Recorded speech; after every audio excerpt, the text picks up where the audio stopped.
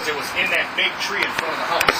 There's no way they could have hit it anywhere but in the house. Oh, yeah, they usually put the rest in the backyard. They said they were reloading and shoving the old cartridges inside the trash over there. And I know it's trash can, yeah. Cartridges, Or the pack, like the boxes with the pellets or whatever that it comes Okay, in. so it was a pellet gun? It was a handheld pellet gun. Okay. Huh? And he waited. It wasn't one long like a BB gun or nothing. Affirmative, 4235 Gary, number 417. 4235 Gary, number 417. Sir? Yeah. Keep your hands on the clock, please. Yeah. It's just, you got a gun on you, okay? No. You understand where I'm coming from? Yeah. Alright, and I don't take that lightly. And the goddamn thing is cocked. It's locked. It's cocked and locked. Yeah. You want to talk to me any further? I got a lawyer coming over here. Huh? Supervisor's coming over. What do you The need? guy that shot the raccoon left. Give my pamphlet on the Biden. Ones with the state laws.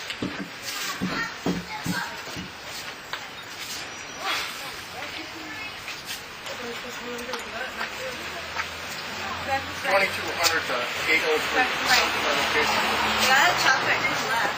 Huh? The guy that shot the raccoon left. He left? He left? Yeah. Watch it off then?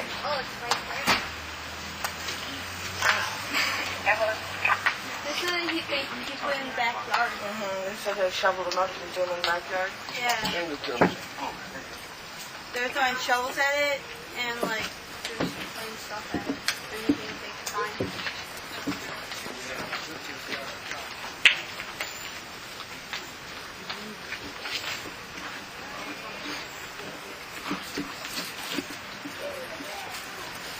This is what he asked for. Okay, so you can't have it cocked in the city, so you're going to have to go out and cock it. Okay. Without taking it out. Without taking it out? Yep. Austin, back away. Get out of there. I know. Get out of there. I cannot cock it without taking it out. Well then, I see. It don't say nothing about it, whether it's cocked or not. Right, they don't do those things. They want people to think that it's okay to do whatever. According to state law, it's okay. I have to see something that's Here. not okay then. I don't have to show you my ID. Yeah, Yeah, you do. Try me again. You want to just go to jail? We're conducting an investigation. You need to produce your ID. I don't have to produce an ID, according to J.B. Van Turn Hollen. around. I'm telling you right now, what Fine. you have to do is put your information back. You're not going to jail because you're not doing, or because you're wearing a gun. Because that you aren't telling us who you are when you're conducting investigations. The rules that you have to do, the only law that you have to follow is when we come to you because we're investigating something is you have to give us your name and information. Look at J.B. And where you Van live. Hollen. I know him very And if well. I'm being ordered or being Yes, you are. intimidated to Yeah, back it answer, up. then I don't have to answer all the Everyone questions. wants to make a statement. Well, you're making one. I'm not stepping out. I'm on the surface. Right now, It's a felony, no, it's not. It's not a it's a felony. class size felony. Just walking the school zone.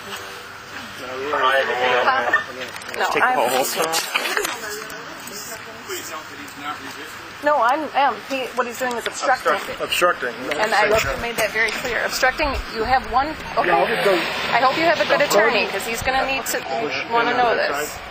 right there, that's the release. I want the whole holster. I'm not going to take it off with kids here. There's a reason why they want the kids to stand back too, because you're doing this. I got hold of It's it. not what we need to do. I got him. All you had to have to I'm not do is give your resisting. name and information. You're not under arrest for resisting at all. It's for obstructing.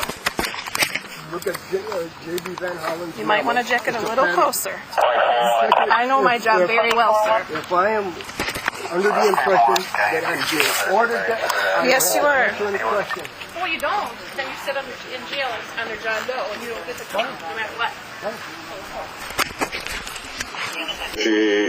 Conference pursuant to consider the claim of Frank HannonRock. Recommendation is the City Attorney's Office recommends a settlement of $5,000 to Wisconsin Carry Incorporated and $5,000 to Frank HannonRock, and the item be received and filed. there are sufficient funds available in our account of judgment and claims for settlement. Next item, that's it. We have a motion and a second. Discussion on the items. Alderman Wisniewski. Thank you, Your Honor. I'm wondering if the chairman of the committee wouldn't mind if we were to ask the city attorney just a little bit of some of the consideration behind item 4808. It was during closed session at a time when I was in another committee meeting, and although I have spoken with the legal department to find out about this, this is an item of great public interest, and was wondering what can be shared so that the public can understand this item a little better. Mr. City Attorney. Thank you, Mr. Mayor, Alderman. Let me give you some background on this matter as I understand the situation. As you know, CIVMIC uses the Milwaukee law firm of Gunta and Reek almost exclusively for all federal police litigation, as does our own insurance company. On the advice of that firm, the city tendered an offer of judgment under Federal Rule 68 of $5,000 to each plaintiff. That was done because under that federal rule, if you make that minimal offer of settlement, then if you lose, it limits the amount of attorney fees and costs. The offer of judgment was accepted by the plaintiffs and ordered by the federal court. Therefore, at this point in time, it's really a fait accompli, and the council would actually be in contempt of court not to pay it. But on the merits, you should understand two things. First, this was not an issue primarily related to the open carry law, even though it was portrayed as such, and which our Attorney General says is legal.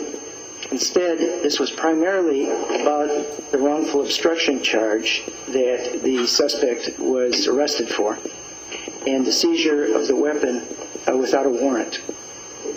It's my understanding that the police were aware when they made the arrest and seized the gun that the suspect was not the individual who had reportedly fired shots, and therefore, without probable cause to believe that the subject had committed a crime, or without a warrant, then the arrest for the failure of the suspect to identify himself and the subsequent seizure of his weapon was illegal.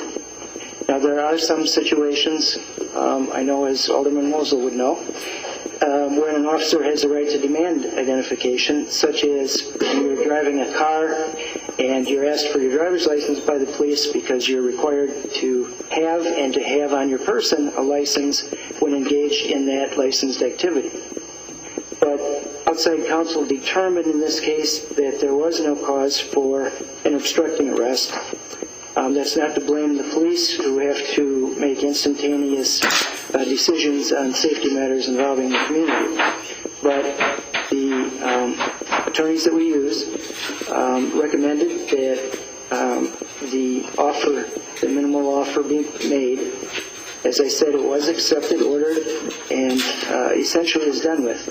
And at this point in time, I would not be doing my job to recommend that the council refuse to pay and subject individual aldermen to contempt charges and our citizenry to the costs of a collection action.